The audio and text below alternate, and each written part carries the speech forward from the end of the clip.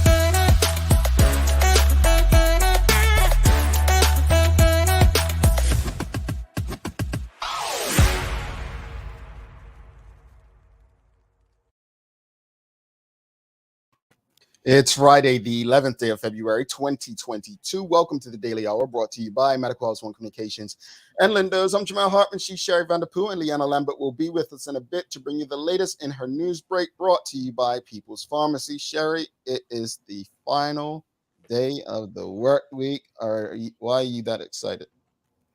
Because it's Friday. What makes us excited on a Friday? And we dressed alike. Oh my gosh. How a great way to bring, the week to an end. Go with it, Jamal. Just, stay with it. Stay with the compliments. I didn't say anything. Body language is speaking to. Oh, right. No, absolutely. I love days when we, look like a team, and absolutely. Yeah. But I'm because of that, I'm not as excited for, Friday as you, because, I miss you guys when it's not, we're not doing the show, but that's just, me, because, Yeah, I miss the audience. Yeah, I do. On that note, nobody missed you anyway, but good morning, everyone, and thanks for making us part of your daily routine. Another good one today as we close out the week with lawyer Bruce Swan, and we're discussing wills and estate planning. So in a very, very important conversation. The daily play is, well, Sherry tries to stump Jamal today, folks, and it really doesn't go too well for her, but we'll see what she's got in the bag today. I'm just too ahead. I got something for you. Yeah, she says she's got something. We'll see. Ask me anything crazy, and then that nobody would guess. Then I guess you're right, but we'll see. Everybody knows about color purple. Oh, see, you start asking me stuff about that. My favorite colors blue. I don't know much about purple. I don't know much about purple. Don't forget, we're giving away. Gonna let you know who the winner is of our first $500 prize today. So stay tuned. It could be you. Make sure that you don't go anywhere, because the winner could be you. Also, if you'd like to be eligible to win this month's $500 prize, just head over to our website, thedailyhour.com.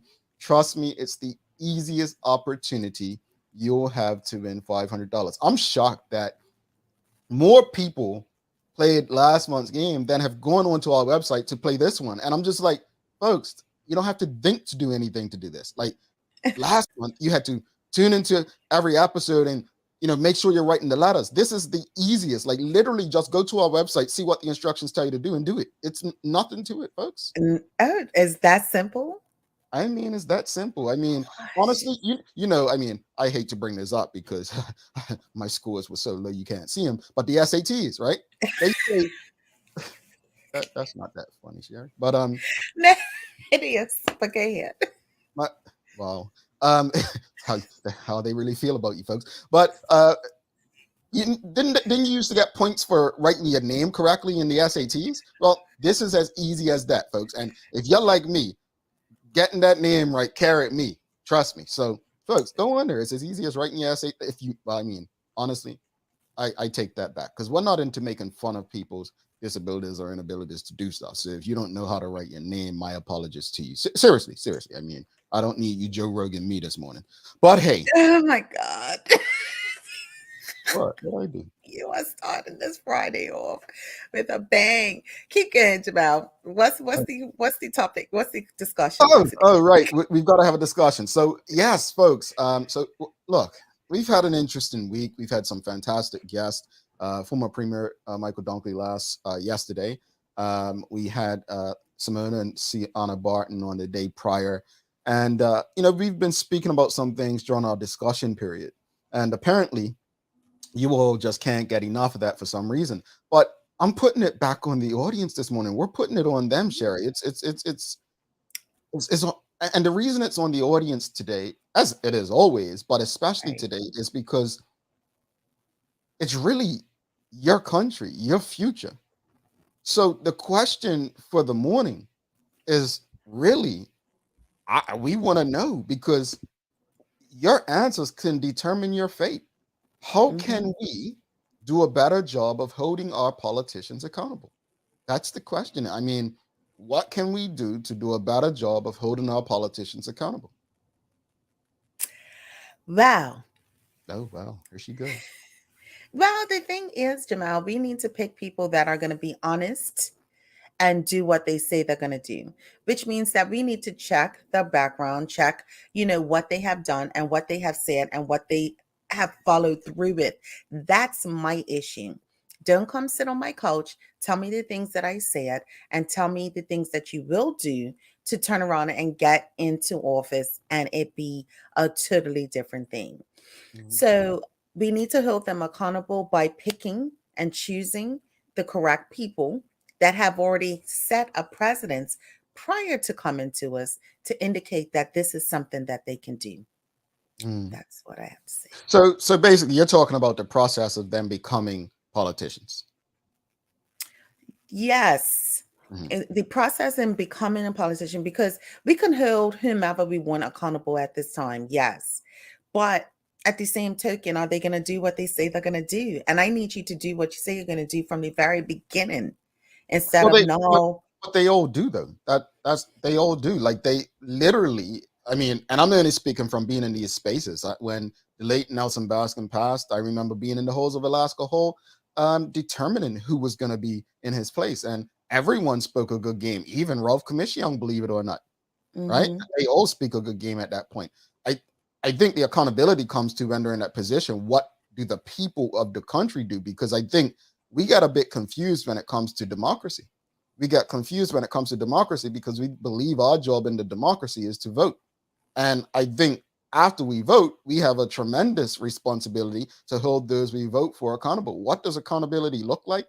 It can look like a lot of things. It can mean, like I said yesterday, I had access to the last 5 premiers, Dr. Ewart Brown, the Honorable Paula Cox, who was Craig Kennener, Dunkley, right through to David Burt. I ain't nobody. I'm just a normal citizen. Everyone should have that access to them. Yeah.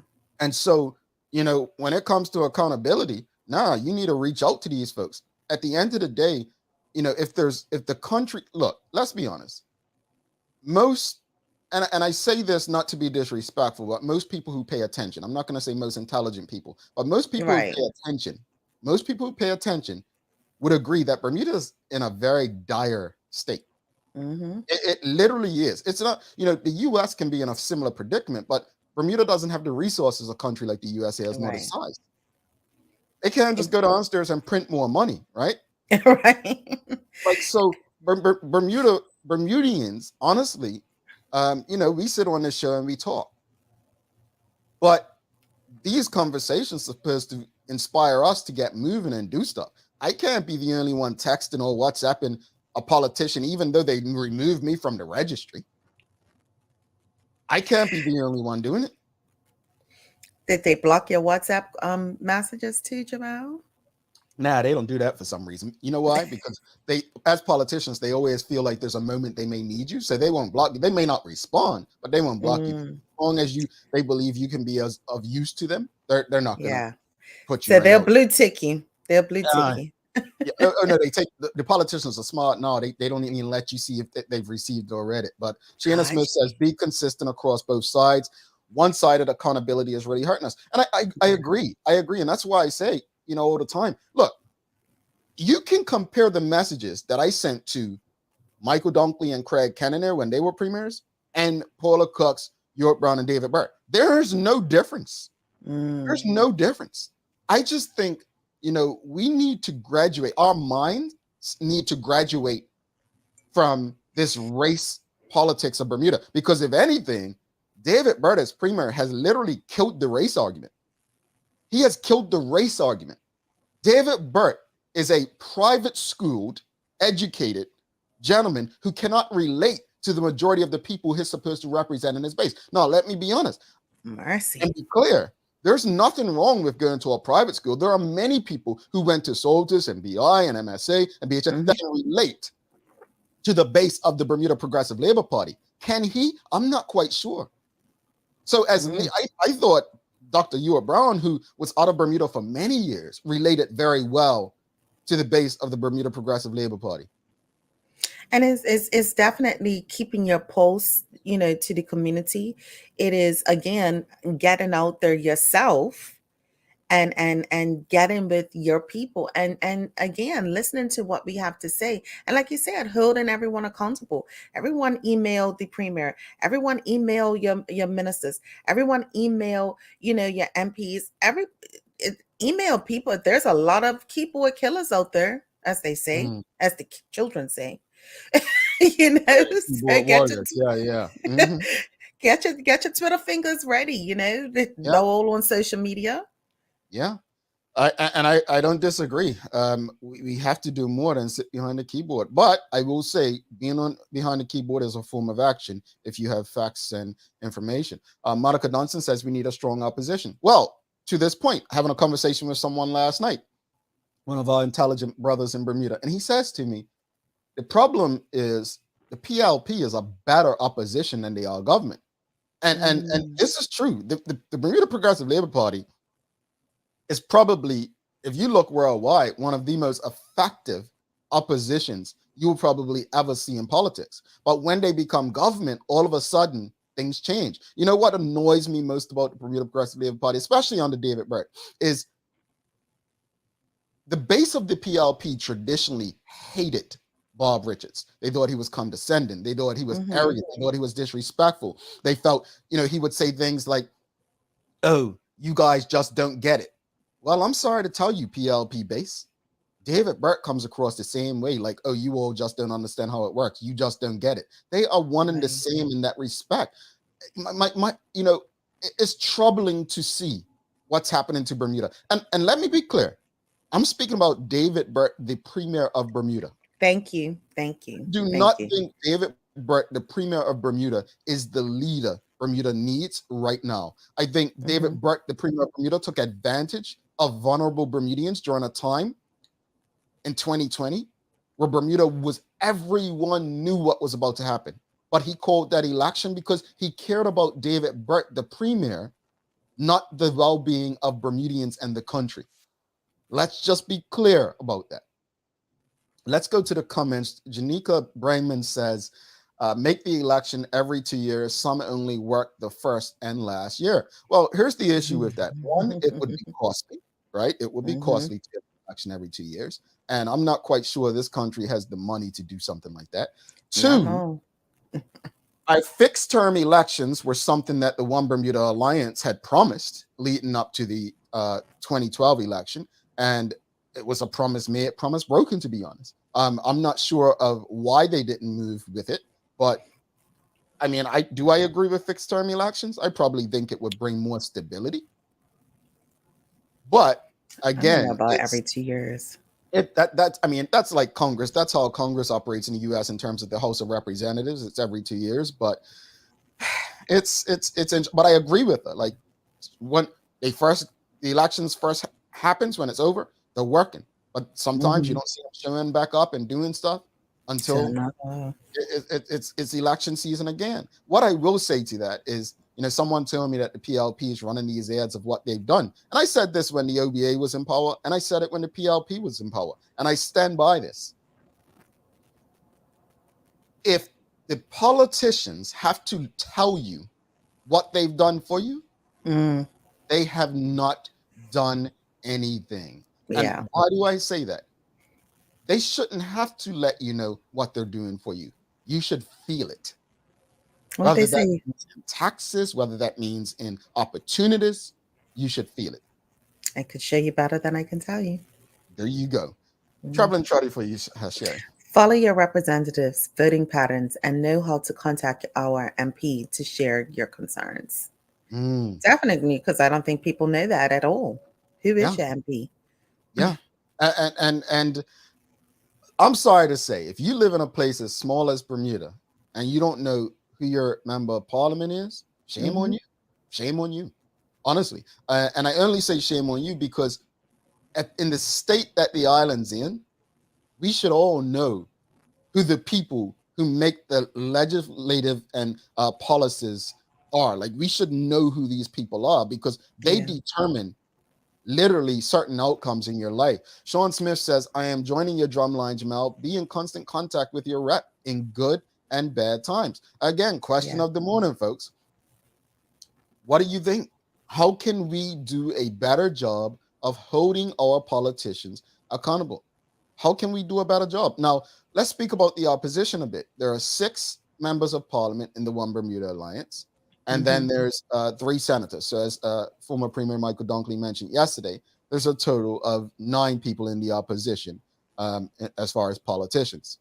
Well, at the end of the day, keep in mind, it wasn't just the PLP in terms of the opposition when they were opposition, not in 2012 to 2017, nor prior to 98. They had the unions, they had the People's Campaign, they had various other groups. So it's important, and I'm going to call some names, it's important to understand the politics of those in social justice Bermuda and the role that they intend to play. Right? They were named by that thing that gives best to Bermuda as the opposite or something. I don't know what they got, but it was in place of the opposition. But again, what is their stance on a lot of this? Bermuda's in a bad place. And I think when you're a pressure group, you need to make your voice heard, not reactive. And again, maybe they have stuff on a website, but it's not for you to be on a website. When we were fighting conscription, everyone knew the name Larry Marshall Sr. They may not have liked him. They may not have liked the way he came across, but they knew who he was. They knew what we were fighting for. They knew what our purpose was. So pressure groups are important in terms of whether the OBA had 15 people or if they have 3 people. That's neither here or there from an opposition. The opposition to government is the entire community, especially pressure groups. Now, the good thing, the good thing is that Reverend Tweed and Chris Furbett don't seem happy with the leadership of the PLP. That's the good thing. The bad thing is we don't know what that means. Are you going to get out and have a couple of parades to show that? Or are you saying, no, this is still the PLP? You need parades. I'm just saying they did have gumbays. They did. That's not on me. Unique Raymond says exactly. It's currently like having a staff that is not performing. We have to wait 4 years to make another pick. Well, I mean, this is true. But I mean, unless you're shrewd like David Byrd and care about David Byrd as premier and maintaining your salary, then you call a snap election. And in fairness, we have Sir John Swan on next week. And I know he was famous for calling snap elections. But if you go back to what the former Premier Paula Cox said when she was on the show, like, it wasn't about taking advantage of people, And I think there's a big difference there in terms of the former Premier Paula Cox and David Byrd. She had a career. She had a career. At the end of the day, I would love to see what Premier David Byrd does next. I wouldn't understand what he does next. Again, this is not pick on David Byrd, the Premier of Bermuda. This is about getting the best out of the government that the people of Bermuda elected twice. Twice, right? In 3 years, twice. Because the people of Bermuda are hurting, man. Bermuda's is not in a good situation at all. And we continue to, as Jamal said, do parades and different things that have not made any major changes. We do what we do, sit on the sidelines and complain. Complaints aren't bad if they are directed towards the right people. Nikki Michelle says the system of politics does not work. The world has changed. My politicians showing up with empty promises every election season is the only thing that has not changed. UBP, OBA, PLP, LMNOP, they are the exact same. And I think that's the thing right there. If anything, and people talk about race. How can you still believe in the PLP, the base I'm talking about? How can they still believe in the promise of this organization when truthfully, you can put David Burt Premier as the head of the UBP, the way he conducts himself and leads Bermuda. There's no difference in the way he conducts himself. And if he says to the people of Bermuda, well, this is politics, no. If that's the case, why am I voting for you over the other guy then? And yeah, you might as well vote the other way. Yeah, like seriously, what is the difference? Michael Daniels and Michelle White for you, Sherry. How organized is Mr. and Mrs. Bermuda in figuring out what they want so that we bring consensus ideas which have not been vetted to determine their viability? Yeah, and Michelle White. Yes, we should feel what the party is doing. Also, they must be visible. Do walkabouts to be visible and be genuine when doing it. Do walkabouts all the time, though, not just during an election. And that's the problem. We see everybody come out during the election. Once the election finishes, where's everybody? Yeah. Where are they? Yeah. Folks, it's your country. Never forget that. Never forget that. And I got at the end of the day, accountability is on us. It's on the people of Bermuda. If we don't hold our government accountable, who will? Who will? Let's go to Leanna. Let's bring Leanna into the conversation. Well, and don't forget, we're giving away our prize today, folks. Let's bring in one more comment. Sam Cat Play says, you complain, but nothing gets done. I'm a member of family affected by Fabian, still waiting for them to sort out the causeway almost 20 years later. And we're talking about 3 different administrations. That is crazy. Shana Smith says, I think the people should have a vote on the leader. Let me touch on that, please, before we head on. Let me touch on that. Let me just ego check real quickly. If you're Premier of Bermuda, you're not Premier of Bermuda because the country voted for you. You're Premier of Bermuda because you benefited from a party that a lot of Black people feel obligated to vote for. You being Premier of Bermuda has nothing to do with people liking you, the individual. So I agree with Shana Smith. Electing if the people having the opportunity to elect the leader of Bermuda would probably be in Bermuda's best interest. However, it will only change if we get people who don't have mindsets of me first. That's it. Traveling Trotty says, when I lived in Hamilton Parish, Derek Burgess visited all the time before, during, and after an election. Looking forward to having cousin Derek on. And there's obviously the kind of people in the backbench that are not utilized on the front. Ashfield Event says a country only gets the government it deserves. Let's bring Leanna into the conversation. Good morning, Lee. How are you, sister? Good morning, guys. I am great this morning. Another spicy but lovely conversation, something that, we need to be discussing. Something I've always said, we've got to hold these guys accountable. Yeah, I mean, Sherry want her throwing all these shots at the government. I mean, it's always spicy when Sherry's involved, but Lee, you have a point. You have a point, and I'll take that. I'm just here trying to play, devil's advocate and keep things. He wouldn't be him, Cherry, if he didn't throw you under the bus on a Friday morning. And reverse it. Yeah, I see that. My goodness, see how they did me 2 against 1. Lee, over to you.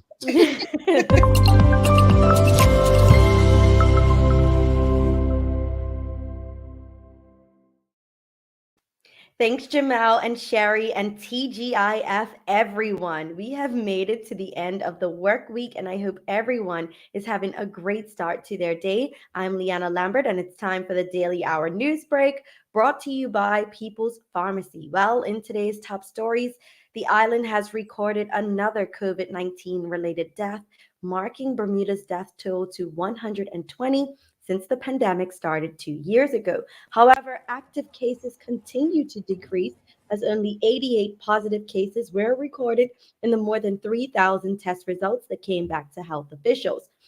Now, active cases of the coronavirus have dropped yet again to 272, with 12 people in hospital and none in the intensive care.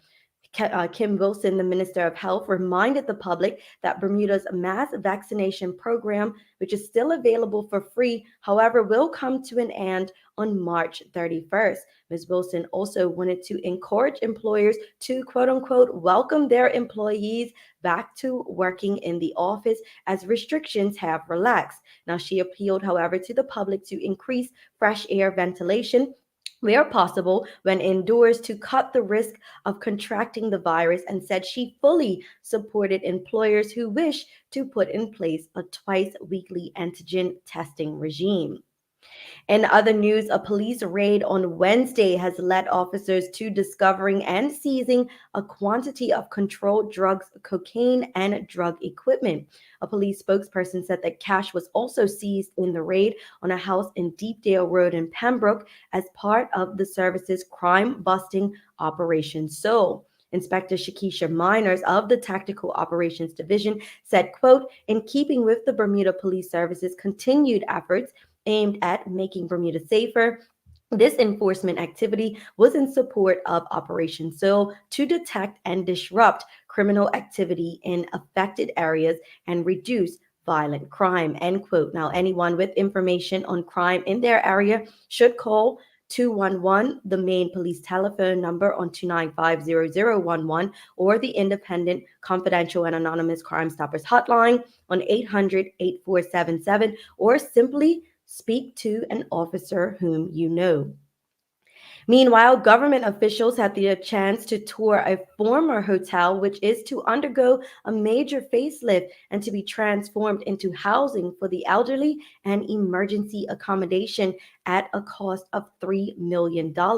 Premier David Burt and Acting Public Works Minister Diallo Rebane visited Harmony Hall in Paget as guests of the Bermuda Housing Corporation, which is carrying out the work.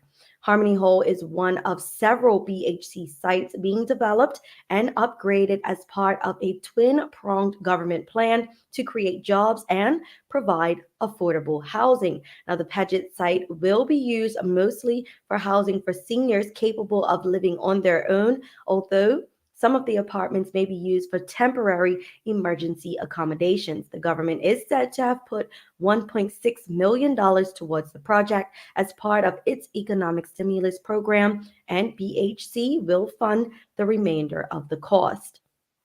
And food lovers out there are having their prayers answered as Restaurant Weeks 2022 has been extended until the end of February in an effort to bolster the restaurant's business.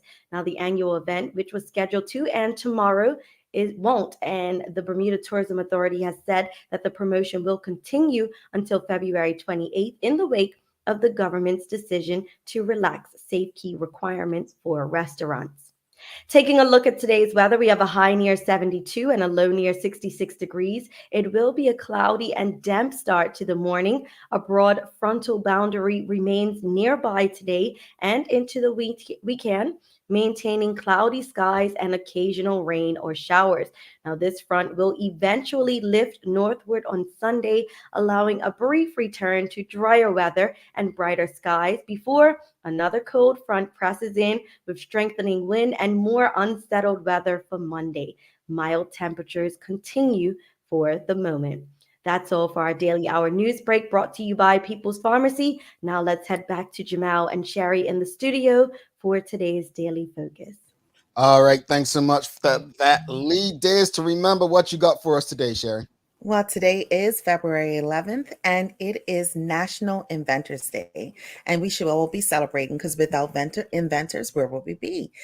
We've come a long way since the invention of the wheel and so forth. So I came to put together 8 Black inventors that made life easier. May not go through all 8. Jamal can kind of post them later. But Sarah Bourne in 1892 improved the ironing board, the home security system, co-invented by a woman, Mary Van Britten Brown, in 1966. Of course, the traffic light by Garrett Morgan in Hold on, stop. 1923. You said a woman invented what? The home security system, co-invented. She is probably trying to keep her husband's mistress out. But go ahead. Oh my But I god. said, as a woman, refrigerated trucks invented by Mr. Frederick McKinley Jones in 1940. The automatic elevator doors invented by Alexander Miles in 1887. The microphone co-invented by James E. West in 1964. Carbon light bulb filament invented by Louis Lattimore in 1881. And the color IBM PC monitor co-invented by Mark Dean C. in 1980. Yep, All black and people. 1980 and 1999. Lovely. So I guess, Jamal, what you're going to be doing this weekend is, putting some things together and trying to invent something for us that you could show us on Monday. I was say my name weren't on there. Huh? I'm got work to do, folks. He invented the grumpy uncle. Just do a couple of memes of that. Oh, you were shocked by that, Jamal? Please. Grumpy uncle. The GU. Oh, now you sipping. Whatever, Leanna. But anyway, my folks, girl. Have a great weekend. We'll see you back here on Monday morning. You guys too. And I love the color coordination today. Very nice. It's a Black Friday for Black inventors. Yes. They saw me before the show, folks, and they just said I want to be like brother. Black Friday. I love that. Kind of Black Friday we get done with. Exactly. Yes. See you Monday. Bye, guys. All right, Leanna looking sharp in her black, folks. Honestly, unless these lots say it, I'm oblivious to stuff, folks. So, yeah, we all had black on today. That's what we do. It's what we do. Yeah, I recognize it. Don't judge me. We're going to be right back. We've got Bruce Swan coming up. Important conversation, folks. Hey, share this information. Yeah. I don't have a will, Sherry. Do you? No, I don't. All right, so we're going to learn some stuff, too. Don't go anywhere. Okay. Bruce Swan coming up.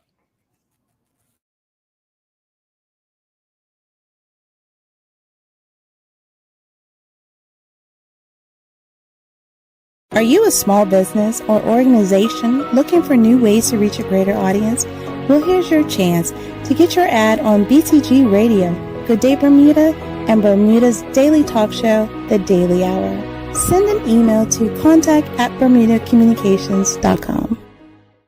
We're featuring a true frequent flyer this month, Bragg Live Food Products. Paul Bragg was the man behind the products, and during his lifetime originated health food stores and promoted nutrition education throughout the media, helping us make healthful choices when we shop for and prepare food.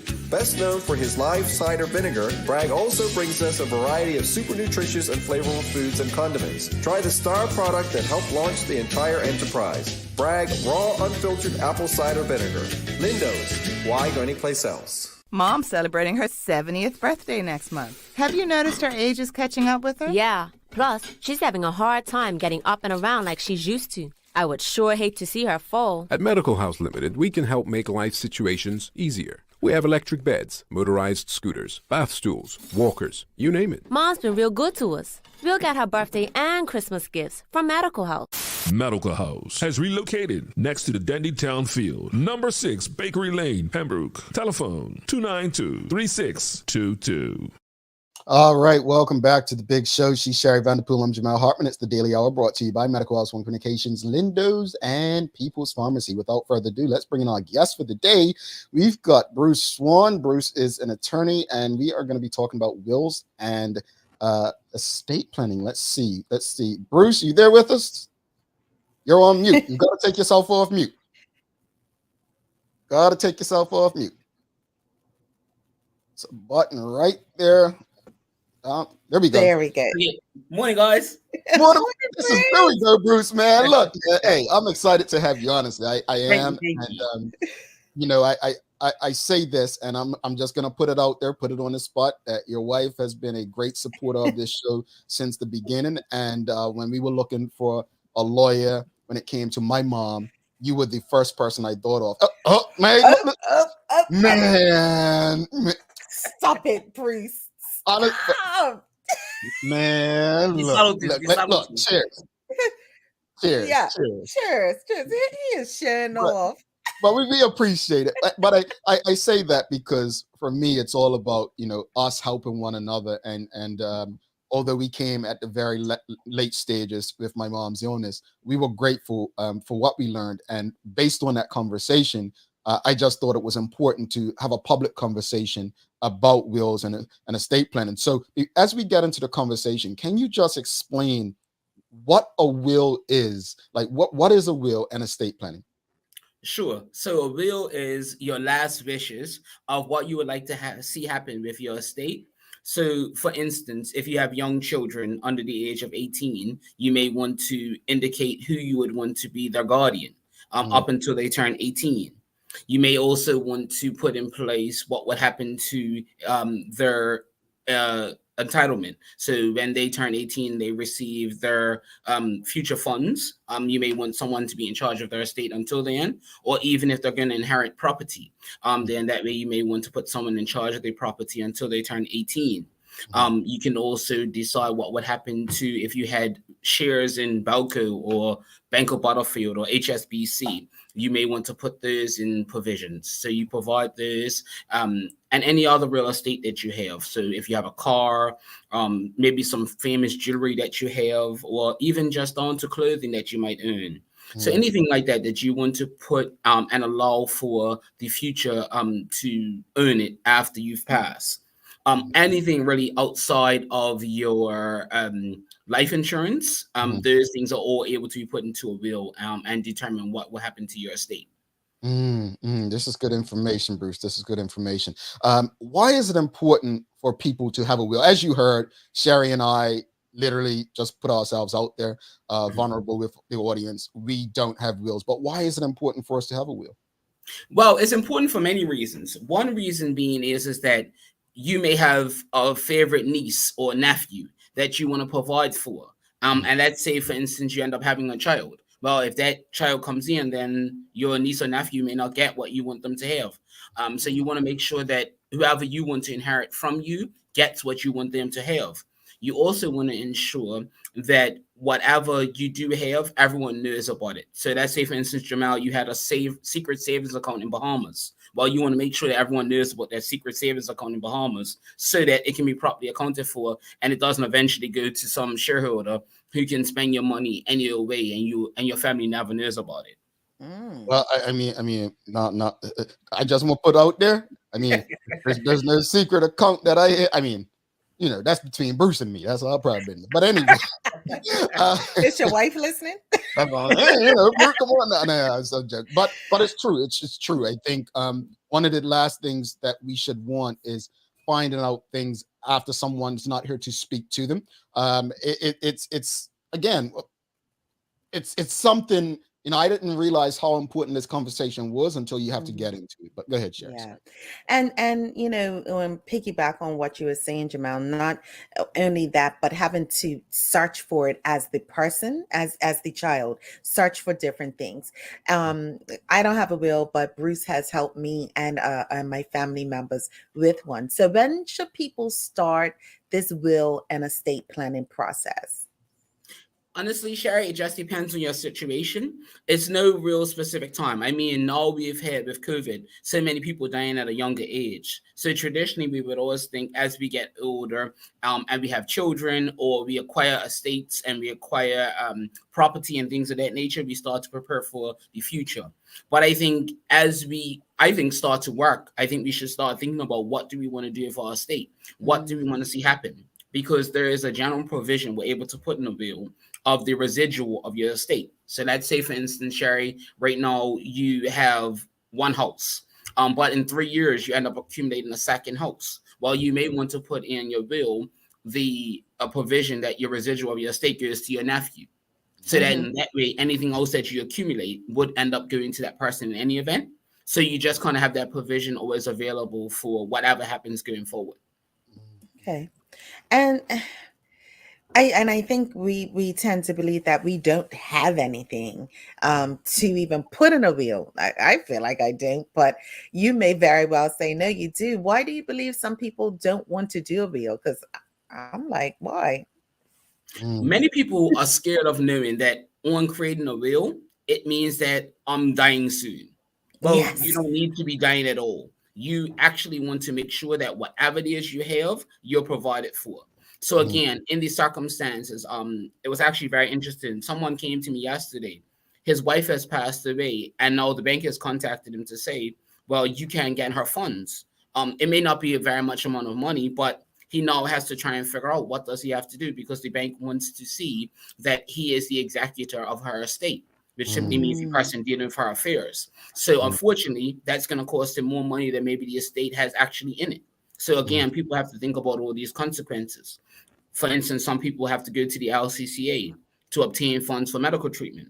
So the LCCA, when you pass, is going to want to make sure that they get something from you. So they're going to want to know what money you have available. So again, it's knowing all these things out there to try and see how much money you may have available to start paying off these debts. Wow, Bruce, you definitely dropping some gems, as they say. And as more interesting when you think of it with the banks. Many people think, well, if somebody dies, their mortgage is going to die with them. Well, no, the bank unfortunately can come and try and get the money from you for 20 years, even after you've passed. So again, it's just things like that to know that there are many things that we can do to prevent our life from actually spoiling and having to pay off debts for the rest of our lives. I gotta check with Mama Patterson. What's going on? In addition make sure to she this, got the mortgage protection insurance. Please make sure she gets that. in the Black community, we don't do that. We don't get wills because, like myself, I'm like, if I write a will, I'm probably something's gonna happen to me tomorrow. So how can we encourage people, especially in the Black community, to get their a will written? But also, is that true? Is that true, Bruce? Like factually, is that true that Black people tend not to get their wills versus others and estate planning? So generally, I'm going to say for Bermuda, as a small community and a small island, we generally all do not do it. Is there more of a willingness to do it from the non-Black community? I think so. But we generally just in Bermuda do not estate plan very well. We don't think of it. There are many things that come into the reasons why, but we just don't seem to want to plan for the future. A great answer to that. What are some of the steps that you need to take to put a will in place? Like, what are the steps? I think we think that they're a lot more than what they possibly may be, or they may be a lot. So generally, a will can be very simple. So let's say, for instance, we don't have any children. We have maybe one house, maybe 2 bank accounts, and one set of shares at Bank of Butterfield. So in that case, all we need to do is sit down with you, decide who would be your executor, whether it's a professional executor like myself as an attorney or an accountant. You may set up as your professional executor, and you have one child, and you may say, okay, I want my child to be my executor as well. So you can set it up with myself being your executor along with your child. We would do it together. And then we would just decide what happens to the rest of your assets. Sounds perfect for me. I know I watch a lot of movies and different things. And you see on shows sometimes that wills get contested. Is that something that is does happen? And does it happen in Bermuda? I have not seen it happen in the 8.5 years I've been practicing law in Bermuda, but I do know of one scenario where there are aspects of the will that's being challenged. So generally what would happen is if you came in, let's say, for instance, Sherry, I saw you in my office and I said, hey, Sherry, what do you want to do with your estate? And you kind of sort of keep saying, well, I'm not really sure, or you're being very vague on things, I would be concerned. So that would then raise my suspicions. I would say, well, I might say to your child or your cousin and say, look, you asked Sherry to come and do a will. I'm not too sure she's in a legal position to do so. I think you should go to her doctor and make sure that Sherry can actually sign a will, because what can often happen is towards the end of people's lives, they start to lose their mental faculties. So we as lawyers have to make sure that you're actually mentally able to do what you're trying to do, which often comes back to the reason why people challenge wills. Got you, Bruce. Okay. And what should you kind of mention what should go into a will? Is there anything else outside of, the house, the accounts, that we don't think of that should go into a will? Sure. It could be your clothing. Maybe Sherry's got some stylish fashion that she wants to give to one of her nieces or godchildren. So you may say, I've got these $1 million purses that I have hiding away somewhere. You may want those to give me. Those are your personal effects. You can give those away. It may be a pretty ring that you have that was given to you as a child that you want to pass on. Again, that could be something that you want to put in. Also, people don't think of it, but contents of their safety deposit box. We have a lot of questions coming through, Bruce, and interestingly, he's got some Facebook people today. If folks, get over to YouTube. Again, one day we may not be on Facebook. Get over to YouTube, subscribe, hit notifications. It's a long comment, so I'm not going to put it up. Don Burgess says, wills need to be clear. A man died and left everything to his wife, but she had already passed, and his wills said his assets will pass on to his kids. He had 2 children with his wife. She had been previously married, and he had helped raise her 2 young children. He later married, and his new wife had 2 adult children who are his kids. That sounds so confusing, Don. But well, actually, that's funny. Don's type of question is exactly what we learn in law school. So that question would create all types of havoc, because now we have to try and figure out who will be his successors in title. So generally, let's say, for instance, Jamal, you passed. And your wife has 2 children with you, and you have 2 children before her. Well, what would then happen is we would have to determine who is, in fact, the persons beyond her who should be entitled to her estate. So at that point, your 2 children may not be entitled to your estate anymore, because you are giving it all to your wife if she predeceased you. So then it may only go to the 2 children of you and her, and not your 2 pre-adult children. So it's quite often just trying to make sure we understand what is the line and the family. Interesting. Rosalind Famous, she says, she's asking, do estate lawyers advise their clients about all the possible consequences of how a person decides to will their estate, or do they advise them on all options available to them?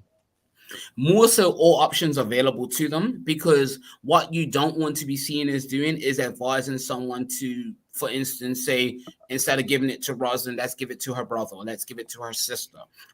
You want to make sure that as you're advising them, they know all the consequences. So if, let's say, for instance, you're in a house and you say, okay, I want to transfer the house prior to my death rather than through my death, then you have to let the person know. So just in case your child decides tomorrow they're having a bad day and they want to kick you out, if you have no right to remain in that house, or you're no longer a co-owner, you could be evicted out of your house. So just letting the person know that that's an outcome that could happen, rather than saying you don't want to give your house away to someone.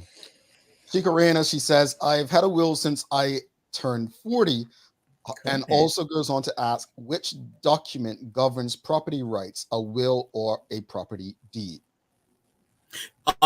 So it should be on death, it will be the will, but during the course of life, it would be the property deed. So up until she dies, then the deed takes effect. Jamila Godwin's asking, do you help set up trust as well when it comes to wills? Yes. Yeah. Okay. What is the difference between the two? I'm sorry.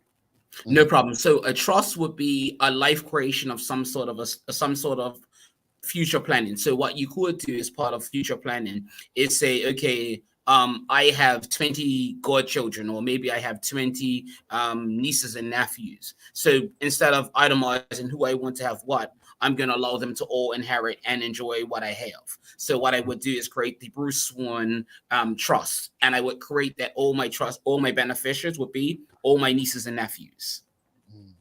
Got you. So the trust just speaks to that part of life rather than what the will's actually doing. All right. KO's asking, what about someone just leaving a letter? My aunt left a will in her mattress with her wishes. Does this supersede a will? Or if there isn't a will, would this be considered a will?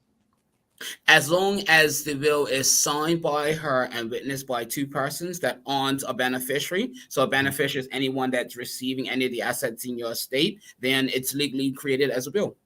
All right. And I think you answered this. Samcat Place is saying if a will is typed up and signed and witnessed by the person and the 2 witnesses to it, does it need to be stamped by a lawyer? The will is stored in a safe deposit box. That as long as it's been signed by 2 persons that are not beneficiaries, it is legally created, and that is a legal document. All right. You spoke about mental capacity. Who assesses one's mental state? Can the result be contested and another assessment done? Disclosure: parent is in rest term, but dementia, lucidity, whatever that word is, fluctuates. Yes. So the lucidness would fluctuate. So what would have to happen is generally we would want them to see a GP. The GP would normally do an assessment of mental capacity. That is a test that I don't understand. I've seen them, and they tell you to do things like go in a circle for a minute and see if you ever lift your pan. I don't think I can always do those things, so I don't know how I would pass the test. But nonetheless, it's a test that they do. There's also Dr. Simpson Cousins, who is considered to be a regular expert now in Bermuda in terms of mental capacity with seniors. So she can also do the assessment. And so I actually am involved in a matter now where a family is contesting who should be in charge of the mother's estate. And that same issue is actually going on. So we're trying to have her assessed in different capacities. So yes, it can be tested because doctors sometimes do get it wrong.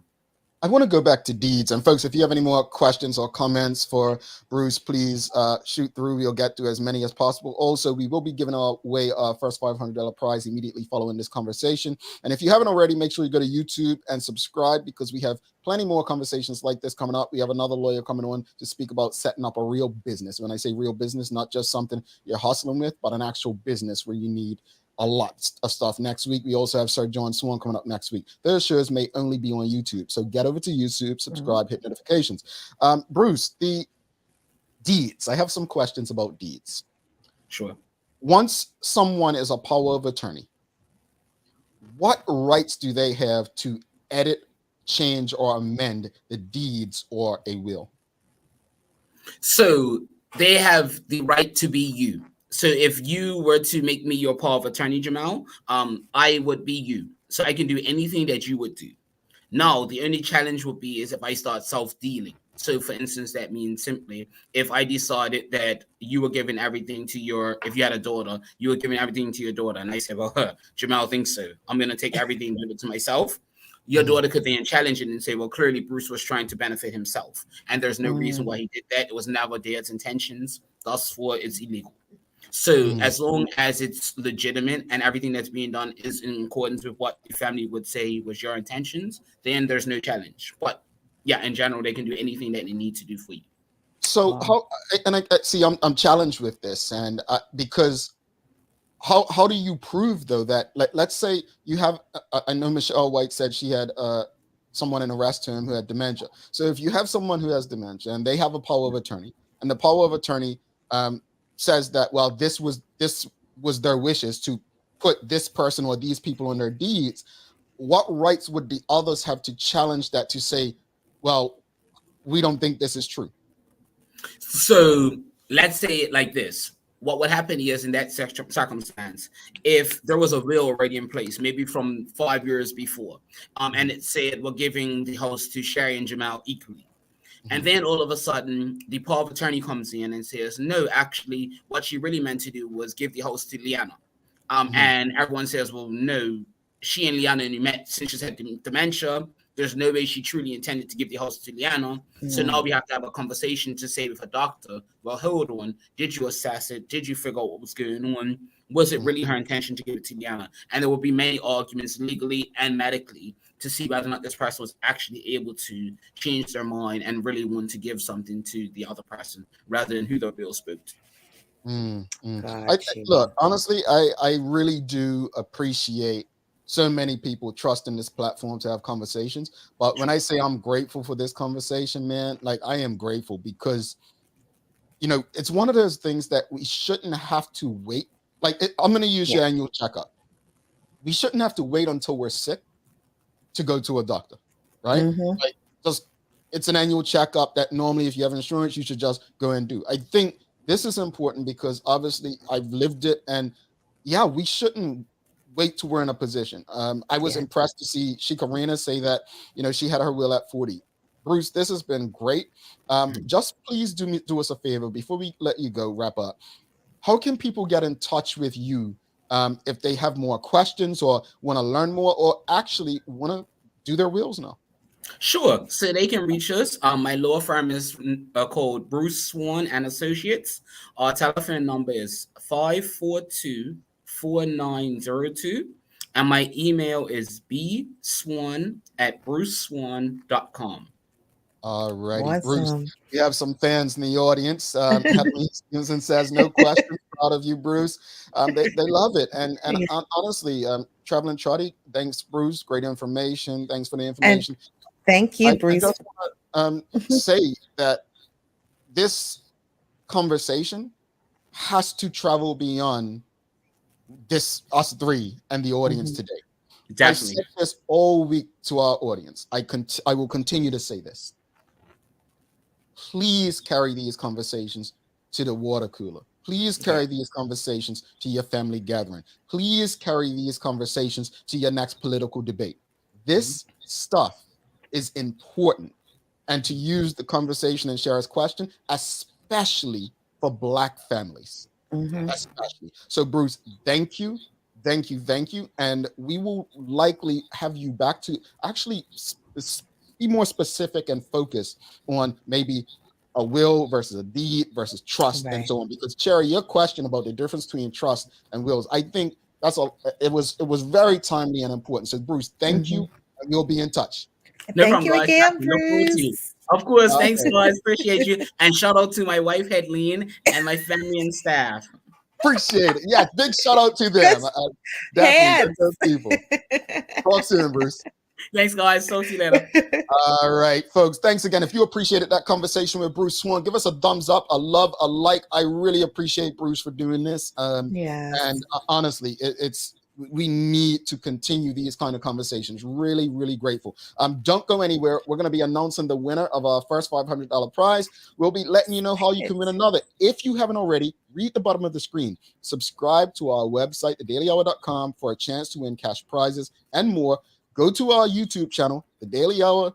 Just go over on YouTube, find us, The Daily Hour, subscribe, hit notifications. We're going to be right back to wrap this show up and make somebody $500 richer. How's that? No, it's not you, Sherry. A lot happens around your home. That is why at One Communications, we have introduced affordable security and video monitoring, because everyone should be able to afford to protect their family. Anytime, from anywhere, One Home Security keeps you connected and puts security in your hands with an easy-to-use smartphone app to control everything. Home security is important to keep you and your family safe. Motion-activated cameras around your home and security monitoring within create a complete security system providing protection both inside and outside your home. Professional monitoring means that there's someone on call with 24/7 protection to notify the authorities and help keep you and your loved ones safe. We are dedicated to whole home protection with indoor and outdoor cameras, smart door locks, motion sensors, and more, so you'll always be connected to what matters most. With professional installation, no upfront hardware fees, and low monthly rates, because keeping your family safe should be affordable for everyone. Total home video monitoring and security, there's no better way to protect your home than with One Home Security.